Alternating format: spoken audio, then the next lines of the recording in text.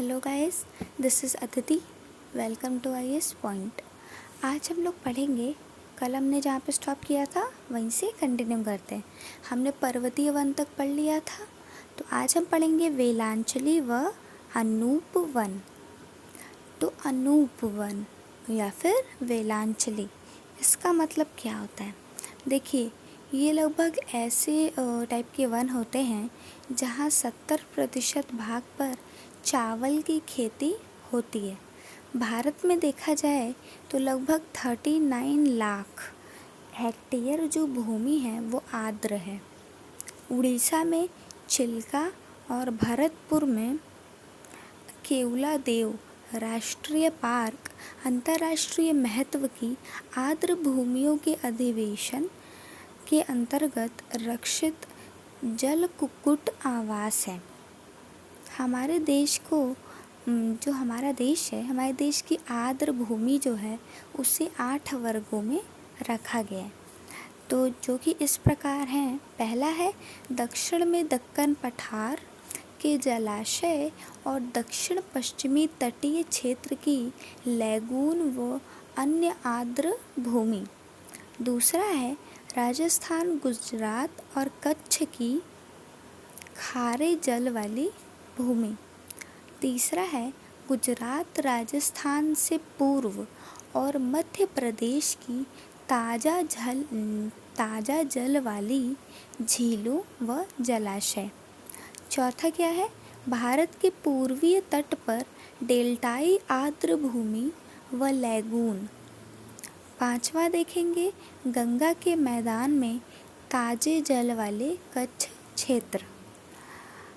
ठीक है। छठवां देखेंगे ब्रह्मपुत्र घाटी में बाढ़ के मैदान व उत्तरी पूर्वीय भारत और हिमालय गिरिपथ के कक्ष एवं अनूप क्षेत्र।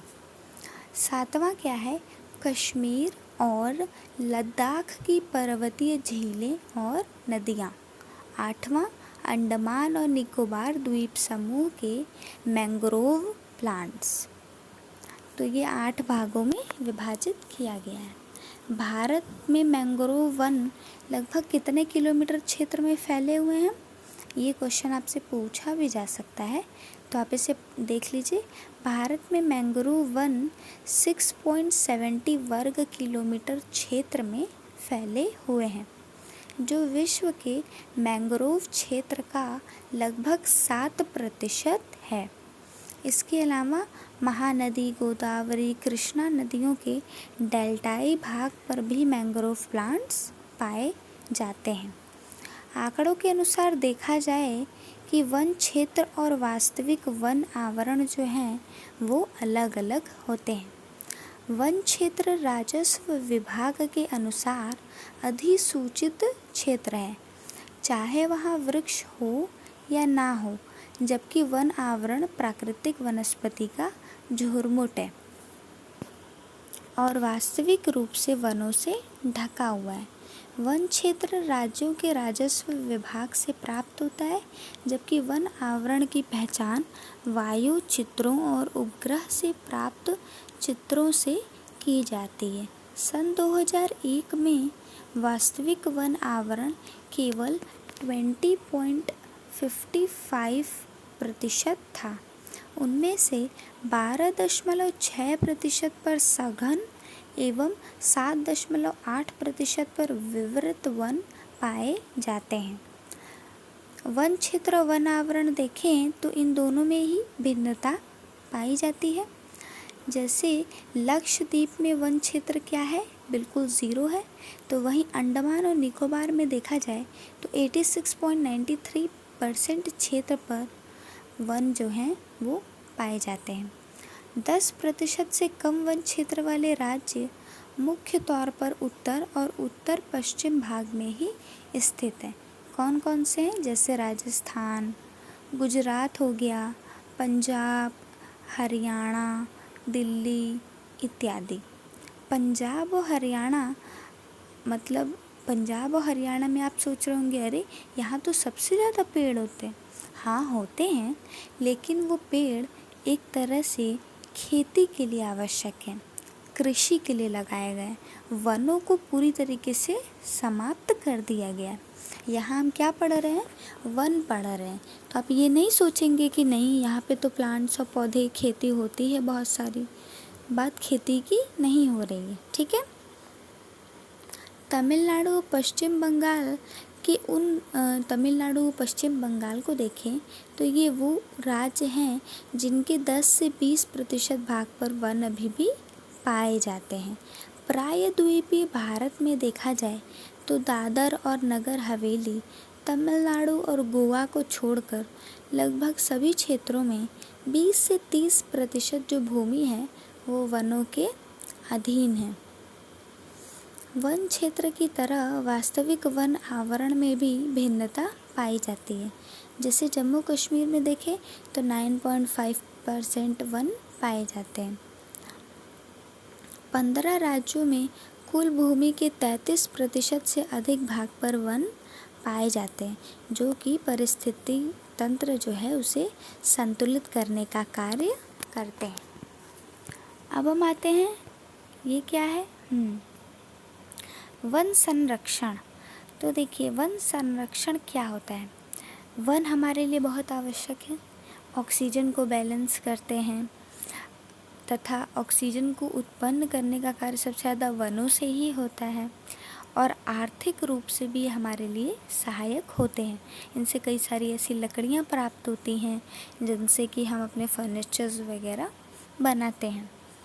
तो ये प्रत्यक्ष और अप्रत्यक्ष यानी कि डायरेक्ट और इनडायरेक्ट दोनों ही तरीके से हमारे लिए उपयोगी होते हैं। तो वनों के संरक्षण हेतु भी हमने सोचना शुरू किया, जिसके फलस्वरूप भारत सरकार ने पूरे देश के लिए वन संरक्षण नीति को 1952 में लागू कर लिए, जिसे 1988 में संशोधित किया गया, ठीक है। अब वन संरक्षण के लिए क्या होगा? इसका मतलब क्या होता है कि सरकार ने वनों को संरक्षित करने हेतु उनके बारे में सोचा तथा 1952 में हमने वन संरक्षण के लिए कई सारे नियम भी बनाए। अब वन नीति के उद्देश्य क्या होते हैं? आप सभी जानते होंगे। पहला, देश में 33% भाग पर वन को लगाना। देश में 33% भाग पर वन को लगाना, जो कि वर्तमान समय में देखा जाए तो 6 से 7% तक ही है। दूसरा क्या था? पर्यावरण संतुलन को बनाए रखना तथा पारिस्थितिक असंतुलित क्षेत्रों में भी वन को लगाना। तीसरा क्या था? देश की प्राकृतिक धरोहर, जैव विविधता तथा आनुवंशिक पूल का संरक्षण करना। जैव विविधता क्या होता है? तो आपने ये बायोलॉजी का ये टॉपिक है, आपने पढ़ा होगा कि जो जीव जंतु पेड़ पौधे जो भी पाए जाते हैं उनमें कुछ न कुछ भिन्नता अवश्य होती है। हम कभी भी एक समान नहीं होते। अगर दो लोग एक जैसे दिखते भी हैं तो मे बी उनके फिंगरप्रिंट्स मैच नहीं होंगे और उनका स्वभाव अलग हो सकता है, कुछ भी डिफरेंट हो सकता है। तो इस भिन्नता को ही जैव विविधता कहते हैं। चौथा है मृदा अपरदन और मरुस्थलीकरण को रोकना। मरुस्थलीकरण मतलब क्या होता है? जो हम वनों को काट देते हैं, उस जगह को मतलब वहाँ पे ढेर सारे वन है, हमने काट के वहाँ पे कुछ बना दिया, यॉर्ड बना दिया या मे बी रेस्टोरेंट बना दिया, तो ये एक तरह का मरुस्थलीकरण ही तो हुआ ना। पहले वहाँ पे पेड़ थे, आपने पेड़ों को हटा दिया, वनों को काट दिए और फिर वहाँ पे अपना बिजनेस स्टार्ट कर दिए। तो मे बी वो आपके लिए प्रॉफिट में हो, लेकिन देखा जाए अगर पारिस्थितिक तंत्र के हिसाब से नेचर प्रॉफिट में नहीं है। चौथा क्या है? पांचवा क्या है? निम्नीकरण भूमि पर सामाजिक एवं वृक्षरोपण द्वारा वन आवरण का विस्तार करना तथा वनों की उत्पादकता बढ़ाना। बेसिकली देखा जाए तो इसके उद्देश्य क्या क्या होते हैं? पेड़ों को लगाने की ओर बढ़ावा देना ताकि लोग ज़्यादा से ज़्यादा पेड़ों को लगा सकें, मृदा अपरदन और मरुस्थलीकरण आदि को रोकना, ठीक है। सामाजिक वानिकी का अर्थ है पर्यावरणीय, सामाजिक व ग्रामीण विकास में मदद के उद्देश्य से वनों का प्रबंध और सुरक्षा हेतु वन रोपण। इसके लिए राष्ट्रीय कृषि आयोग 1976 to 79 ने सामाजिक वनिकी को 3 वर्गों में बांटा। पहला शहरी, ग्रामीण तथा फार्म वनिकी। ठीक है, तो आपका टॉपिक यहीं पे स्टॉप करते हैं, कल फिर हम आगे से कंटिन्यू करेंगे। अगर आपको वीडियो पसंद आई हो तो लाइक करें और आपका कोई भी क्वेश्चन हो तो आप इसे कमेंट में पूछ सकते हैं। Thank you.